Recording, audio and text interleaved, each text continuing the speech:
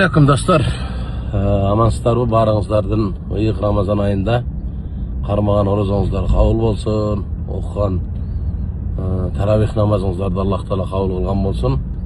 Анан 2-3 күндөн бери ушул Состормактарда оштун мэри алмашып, ордуна Жанар Акаев барды.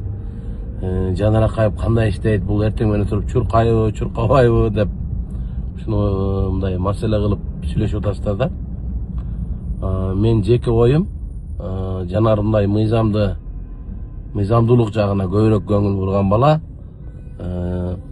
Мындай иштейт, андай иштейт, бири-бириңиздерге айтып жаман көрмөңүздөр. Кандай иштейт, эми азыр алдында убакыт көргөзөт.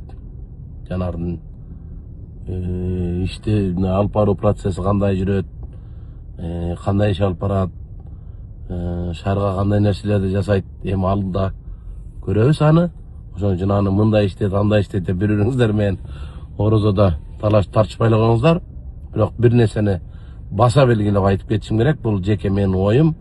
Буга чейин Ош шаарына, Жалал Абадка, мен Ош менен Жалал Абадка көп барган инсан катары, Жалал Абадтык инсан катары бир нерсени айтып коеюн.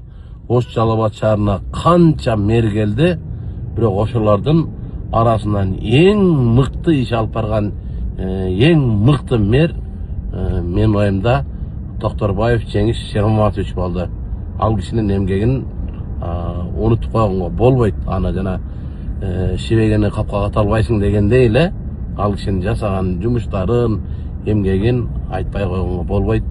Бир дагы мэр Жеңиш Шерматовичтей иштегенин көргөн жокмун мен. Ал кишибизге, агайыбызга дагы Кудай бекем денсаулык берсин, ишине ийгилик берсин, үй бүлөсү менен аман болсун, мамлекетибизге далай жакшы кызматтарды кыла берсин. Кармаган орозоңуздар кабыл болсун.